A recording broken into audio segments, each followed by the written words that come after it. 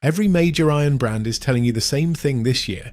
Their new 2026 set plays up to 2 clubs longer than whatever's in your garage. Here's the half of that claim nobody explains. Some of that longer is real engineering. Some of it is a number that got rewritten quietly over about 40 years, and it's not the number you'd guess. A buddy of mine still has the set he first got serious with, so I set it on a bench next to this year's rack at a shop I trust and looked them over side by side. Nothing hooked up, nothing scientific about it, just 2 sets of irons laid out and a good long look. Same guy, same swing, 30 seconds apart. What jumped out wasn't his swing, it was the number stamped on the bottom of each club. And loft isn't even the part of this that's actually costing you strokes. Stick with me, because that part comes later and it's not what you think. Start by isolating one variable. Take the shaft, the face technology, the weighting, everything else off the table for a second and look at loft by itself, because it explains most of the longer claim on its own. Golf Digest has tracked this over the long haul and the numbers are plain. A century ago, the average 5-iron carried about 36 degrees of loft. By the 1970s, that had already slid to somewhere around 31 degrees. The trend never really stopped. My Golf Spy's own current testing data puts today's game improvement 7-iron at right around 28 degrees, a number that would have made sense stamped on a longer club entirely, not that decade's 7. Compress that whole slide down to one sentence. The club in your hands today with a 7 on the sole is doing a job a lower numbered club used to do. To be fair to the industry for a second, this didn't start as a trick. Back in the 1980s, when Ping and a handful of others were racing to build genuinely forgiving, perimeter-weighted cavity backs, a stronger loft paired with a bigger, more forgiving head was a real distance advance.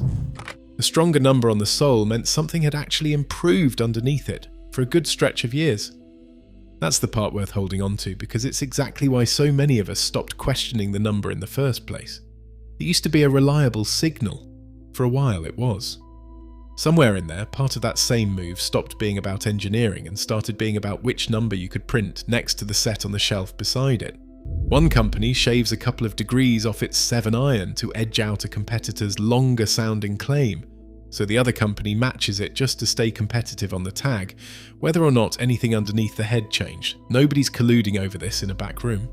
It's just what happens once longer becomes the headline every brand has to hit. Loft isn't the only lever they can pull. There's a second one hiding in plain sight, and it's the shaft. A standard steel 7-iron shaft runs a little over 37 inches. Stretch that even half an inch and you can, in theory, add some club head speed because you're swinging a slightly longer lever. That part is genuine physics, but nobody puts the trade-off on the hang tag. A longer shaft also makes it a little harder to find the centre of the face consistently, and if your strikes start drifting toward the heel or the toe, more often because of it, you can lose more distance from the miss-hits than you gained from the length. A longer shaft by itself isn't automatically a win. I sat in on a fitting once, more out of curiosity than anything, and watched a fitter hand a guy about our age 2 7-irons, identical heads, one on a standard steel shaft and one on graphite. He didn't ask which one felt longer, he asked which one felt lighter through impact. The guy picked the graphite one without hesitating, then asked why nobody had shown him that comparison years earlier. That's the actual question worth asking, because it's the one manufacturers rarely put on the box. There's a separate shaft change that favours a slower swing, and it has nothing to do with length. Steel iron shafts typically run somewhere in the range from 90 to 130 grams. Graphite equivalents usually sit 40 to 60 grams lighter, according to the shaft manufacturer's own published weight charts. Less total weight means less mass you have to accelerate through the swing, which means more of the club head speed you already have shows up at impact instead of getting spent moving the club itself. If a new set is actually handing you real speed back, there's a decent chance that's where it's coming from, not the number stamped on the sole. I understand why plenty of guys our age still walk out with steel anyway. It feels more solid, it's what you grew up playing, and a lighter shaft can feel almost too easy the first few swings. That's a real preference, and I'm not telling you to abandon it. I'm telling you that if distance is the actual goal, the shaft is doing more of that work than the loft number is, and it's worth feeling the difference before you rule it out. There's a flex piece buried under the weight piece too, and it rarely gets its own headline. A shaft actually built for a slower swing loads and releases at a lower speed threshold, which means it starts working with you earlier in the downswing instead of waiting for speed that isn't showing up anymore. Put a stiff Torflex shaft on a swing that's slowed down over the years, steel or graphite, and it never quite loads the way it was designed to. You can have the most forgiving head on the market sitting on the wrong flex and still leave yards on the table because the two pieces were never built to work together. That's a fitting conversation, not a shelf tag claim. Here's the sentence that explains most of what's going on this year. The loft never lies. It's the number stamped next to it that's been quietly rewritten. Try this with me. I'll describe two irons, you guess which one's older. Iron A launches high, stays forgiving on a thin strike, carries a stamped loft in the high 20s.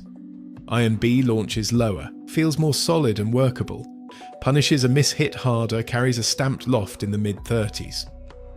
Guess Iron B is the old one. Good company. Also wrong most of the time. Iron B is very often this year's better player iron, built on a traditional, honest loft progression. Iron A, the high-launching, forgiving one with the low number, is frequently the current game improvement 7-iron on the rack right now, wearing a loft that used to belong 2 or 3 clubs further down the bag. This is exactly why the guy in your group who bought a new set this spring is suddenly out driving you with what he swears is the same 7-iron he's always hit. It isn't, it's a club wearing a number it didn't earn, and his loft did more of that work than his swing did. He'll tell you it's the new technology, and part of him believes it because that's what he was told at the shop too. Neither of you is being lied to on purpose. You're both just reading a number that was never designed to mean the same thing across 2 different decades. And loft is still only half of what's actually costing you strokes out there.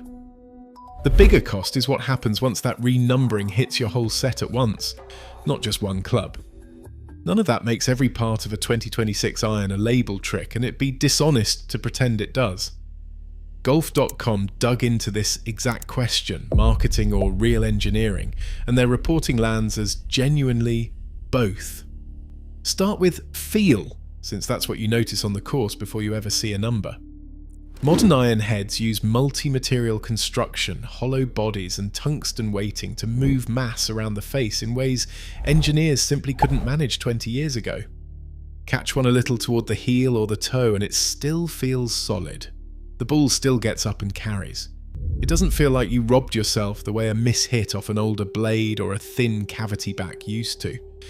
Now the data behind that feeling, because a feeling alone doesn't prove anything, that forgiveness has a name, moment of inertia, MOI for short, and Golf.com's own reporting ties modern low and deep centre of gravity design directly to it. Equipment testers generally put a miss-hit on a high MOI modern head at somewhere around 80 to 85% of a pure centre strike's carry, instead of falling off a cliff the way an older, smaller head does. If your strike isn't finding the centre every swing anymore, and whose does at our age, that's not a small upgrade. It's a real one. Point by point, here's the honest scorecard. Loft doing the longer work with nothing new underneath it, that's mostly marketing. Multi-material construction and tungsten weighting actually moving the centre of gravity, that's real, confirmed by the same reporting that caught the loft trick in the first place. A longer shaft by itself promising speed with no other change. Call it a coin flip since it depends on whether you're still finding the centre often enough to cash it in. A genuinely lighter graphite shaft that lets you generate speed without extra effort. That one's real, and it's specific to a slower swing in a way no loft number is. Lay it out like that and the picture stops being new.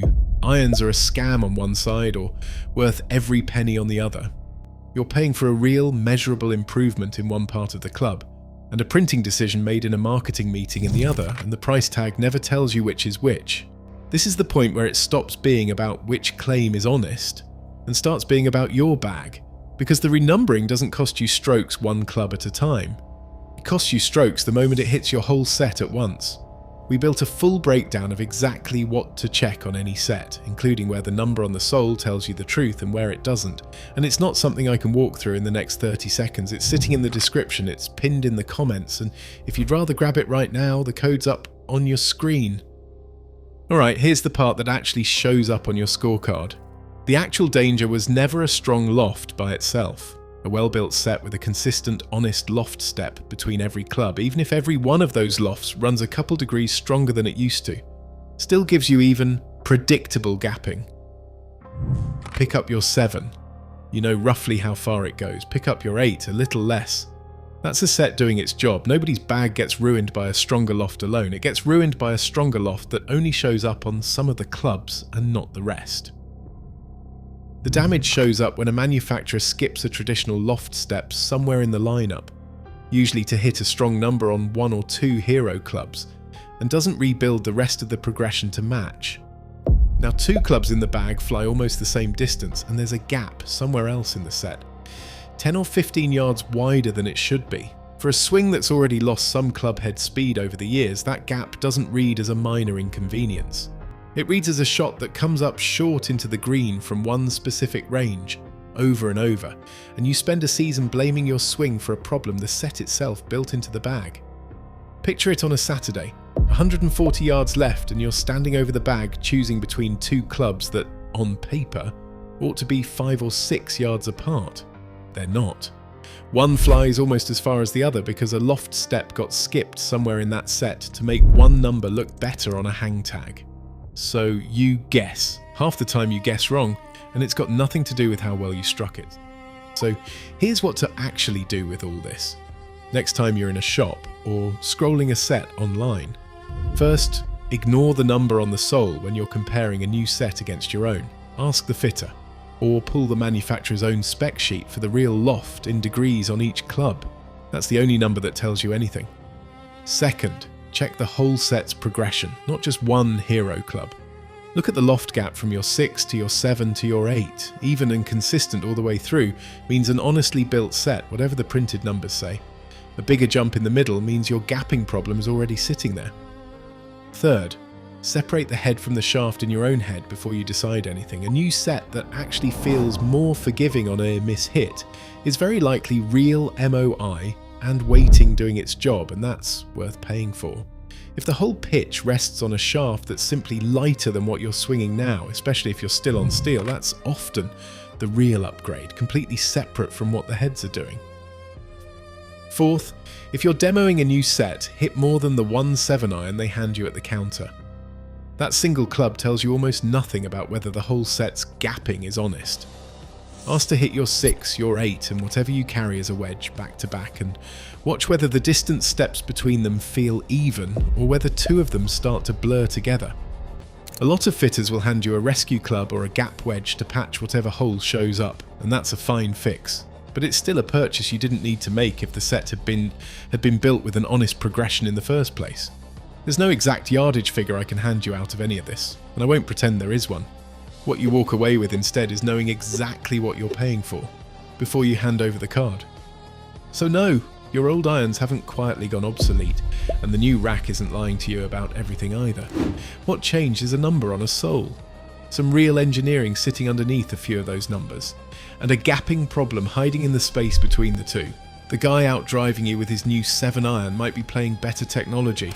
He might just be playing what used to be called a 6. There's another overpriced piece of golf marketing already lined up for the next one of these, so subscribing is how you catch it. But here's what I actually want from you before you go.